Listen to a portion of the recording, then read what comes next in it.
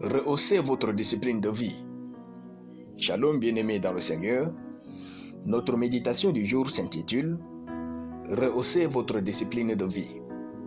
Nous tirons notre texte dans 1 Corinthiens chapitre 9, le verset 27, qui nous dit ceci. « Mais je traite durement mon corps et je le tiens assujetti, de peur d'être moi-même rejeté, après avoir prêché aux autres. » Alléluia. Notre destinée est un don de confiance. En fait, c'est quelque chose que Dieu devrait lui-même faire sur la terre, mais il nous fait confiance pour le faire à sa place. Chacun de nous a une destinée avec Dieu et il faut en être conscient. Notre discipline de vie atteste du genre de destinée que nous pouvons accomplir. Ainsi, même si Dieu avait planifié une grande destinée pour vous, si vous avez une discipline de vie médiocre, vous pourrez ne pas accomplir cette destinée. Raison pour laquelle nous devons avoir une discipline de vie. L'apôtre Paul le sachant dit « Mais je traite durement mon corps et je le tiens assujetti, de peur d'être moi-même rejeté. » Votre discipline de vie est la garantie de votre réussite avec Dieu.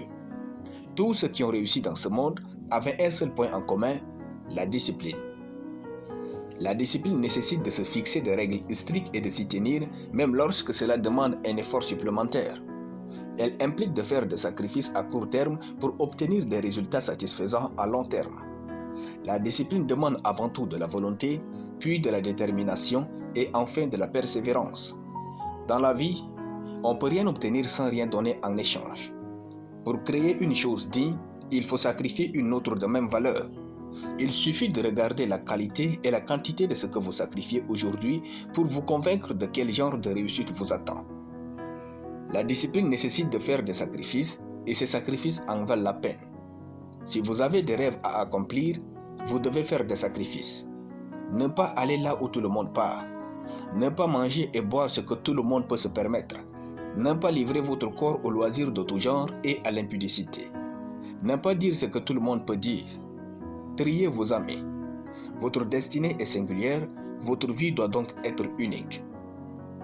Dieu livre la réussite aux hommes disciplinés qui sont prêts à accomplir leur destinée. Le futur est une illusion, il n'existe pas, il est dans nos actions du présent.